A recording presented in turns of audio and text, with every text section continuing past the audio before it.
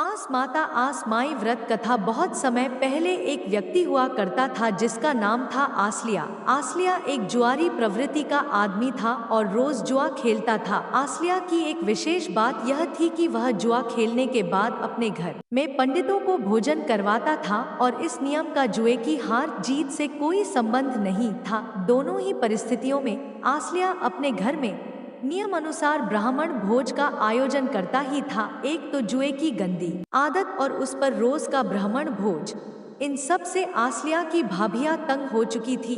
तो उन्होंने एक दिन आसलिया को अपने घर से निकाल दिया और बेचारा आसलिया दर दर भटकने लगा। कई दिन भटकने के बाद वह एक नगर में पहुंचा और आस माता की पूजा करने लगा, क्योंकि उसने कहीं सुना था कि आस माता सब प्रकार से मंगल फल देने वाली है।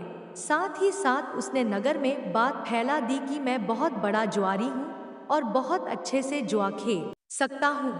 यह खबर फैलते फैलते राजा के कानों तक भी पहुंची और उसने आसलिया को आजमाने के उद्देश्य से उसके साथ जुआ खेलना शुरू किया। लेकिन जुआ खेलते हुए राजा धीरे धीरे सब कुछ हार गया और अंत में अपना राजपाट भी हारकर आसलिया को नगर का राजा बना दिया। आसलिया अब नगर का राजा बनकर राज करने लगा और उधर उसके अपने घर में खाने के लाले पड़ गए। भोजन और काम की तलाश में उसके घर वाले भी उसी नगर में आ पहुंचे जहां आसलिया राज करता था। नगर की जनता से सुना कि एक जुआरी जुए में राजपाट जीत कर राजा बन गया है, तो घर वालों के मन में राजा से मिलने की इच्छा हुई और दरबार में पहुंच गए। आसलिया को देखकर उसके घर वाले बहुत ही लज्जित हुए और उससे माफी मांगने लगे। इस पर आसलिया ने कहा, मैं आप लोगों की किसी बात से आहत नहीं हूँ। आपकी करनी आपके साथ, मेरी करनी मेरे साथ। मुझे तो ये जो भी प्राप्त हुआ है वो आस माता की कृपा से ही प्राप्त हुआ है। आसलिया की बात सुनकर उसके परिवारजनों